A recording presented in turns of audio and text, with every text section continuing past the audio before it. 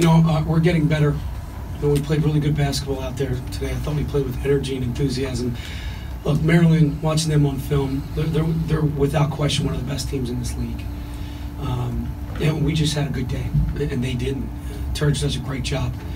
I want to give credit to our players for helping them along in that. But we did some good things. We improved. Our identity really showed by holding them to 20 points, defending and rebounding. A lot of communication out there. But I said to them, there's still room for growth here. Some teams at this point of the season, they're not going to get any better. That this is where they are. And I'm so excited to go back to work tomorrow. We'll enjoy this tonight, but tomorrow when we get back to practice, I'm going to make sure they know that. Keep improving, because it's there. And that's what makes it exciting going down the stretch here.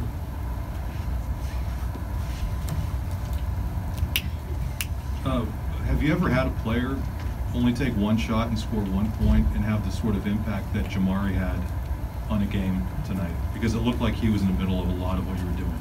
Absolutely. When he got in foul trouble, it really hurt us. That was some stretches where they went on runs. He was not on the floor. Pretty amazing, right? 1 point, 7 assists. He was all over the floor. He was the maestro. He defended. He rebounded. He did it all for us. And to only have 1 point, that just shows you the type of kid he is. He doesn't need the headlines. He doesn't need 20. He just wants to win. When you have a lot of guys like that, that's a good thing. John Hara, same thing. And he scored 9, but he just wants to win. Played great defense. So I thought those two guys really pushed us through. And how many coaching moments are there in the second half of a game like that? Because I think inherently it's going to get a little sloppy and crazy. And how do you handle that, knowing that this is a nice win, but there's also, I think, some things that you probably have to tighten up? Yeah, there's no doubt. So when you go up and knowing, and Turge did a good job of getting them under 20 and putting a little fear into everybody. It gets sloppy. They're doubling everywhere. You just got to take care of the basketball. You got to drive the basketball. And I think for a couple possessions there, we tried to be too cute, and we tried to run plays. And we don't need to run plays at that point. It's really getting into spots. Get to spots and then drive the basketball. We were in the bonus. Let's make this a free throw shooting contest. And then on the defensive end, again, unfortunately, we went to that prevent defense, which I never get happy about, where we just let them score. And we got to clean that up. And that's why I say there's a lot of room for improvement here. Although we took care of the ball, which was a positive. We did a pretty good job on the offensive glass, which was a positive. And we shared the ball. So a lot of positives. But there's also some areas where we definitely have to improve it. Pat, I don't think it would come as a surprise to anyone who's watched you guys all season that you beat Maryland, but what's it say that it was so convincing and you guys were so dominant for the better part of those 40 minutes? You know what you always look at? You always go back to the first time we played them, and that was a long time ago, and most of you guys are in my press conference every week. I've said to you, if you go back and watch us in November, December, and now you watch us, that's growth, that's improvement. As a staff, that's what you want to be the best you can be by the end of the year. And we're doing that. And you want your players to continue to develop and get better. You're seeing that. Pat, what did you think of Miles' hot start, and how important do you think? I feel he's had a couple of these now where early in the game he hits a couple of big threes to start you guys off. How important is that to get the team riled up and to get the team going early on? I agree with you. I think it starts with the stops, and then we're able to push it, and then he's able to get some space. And then that really is throwing a haymaker, because you're getting a stop, you block a shot, you push the ball, you get him a corner three, he's feeling good. Now he wants the next one, and now they're looking for him. But it really, our defense and rebounding really dictated those open shots for him. He started the same way against Michigan, and I think that helps us, and it deflates the opponent a little bit. You didn't go wire to wire last game, but outside of that first 10 minutes or so, once you guys got that lead, you pretty much held on to it the rest of the way. You go wire to wire tonight, and then Nebraska, that's hard to do. How do you think these guys have learned how to not only start well, but kind of maintain that middle chunk of the game and then figure out how to close out? You know what? I think you learn from those setbacks, Ben, that we've talked about. You learn from those failures. You learn from those droughts that we were having, and we still had a couple tonight. But if we can prevent those droughts and be mentally conditioned or mentally tough to be able to keep getting stops and keep rebounding during those droughts, really that's what's going to propel you to keep the lead and sustain the lead. with the way that the three freshmen played tonight, Miles, MJ, and Ra as well, can you see how evident is the growth in your eyes, and how much does that get you excited for the future, knowing that these three guys are just freshmen? Yeah, I've said it. I mean, we have incredible speed. I don't even want to think about next year because this team's getting better and I'm excited about it. But we have incredible speed right now, and we'll have incredible speed next year. And then those three freshmen are ridiculously talented.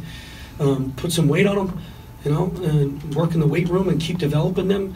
I mean, we got a great foundation here. I mean, obviously Jamari is leading the way and helping these guys, and Josh Reeves is doing a great job, and Lamar's doing a great job leading them. But you get excited when you see those, when it comes together for those guys. How much has Lamar evolved through the course of the season, and particularly his efficiency? How much of an impact does that have on a game like tonight? I think his patience and his pace have really slowed down. I think he was more, sped up maybe in the beginning, maybe in January, trying to do too much. And now he's feeling pretty confident about the guys around him. And he's reading the defenses a little bit better. When he got doubled, kept his dribble. The double left, he kept it. Just little things like that I'm starting to notice. And again, Kevin Freeman's doing a great job. Our staff is doing a great job of helping him with that. But it really starts with him just slowing down, playing at a game speed that's best for him. Coach, you talked about how earlier about how Jamari doesn't necessarily need the headlines or need to go for 20 to have an impact on the game. John Harris kind of the same way. Tonight he had 9 points, and he and Mike both combined to look like they really frustrated Bruno Fernando out there on the defensive end. What can you say about it? Yeah, I thought Mike and John played well against Illinois, against a really good big in Georgie, and I thought they did a really good job on Fernando. He was frustrated, and it's about getting to your spots. It's about continue to develop, it's about continue to work, and they understand 3 minutes you're in, three minutes you're coming out. Just keep fresh bodies on Fernando, and we did that tonight. And they're growing, they're getting better. Pat, with all the talk that we've heard about getting 1% better and that you're a much better team since the last time you played Maryland, is there an area specifically that you've seen the most growth? Well, we're defending and rebounding. That's for sure. And I think our younger guys are playing with incredible confidence.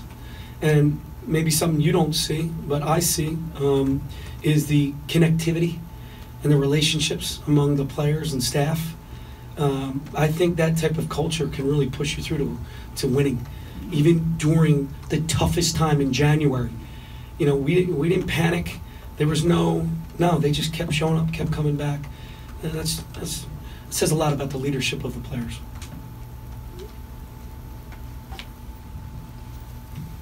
Pat, you guys were really able to take advantage of Maryland's mistakes tonight. I think you had 26 points off turnovers.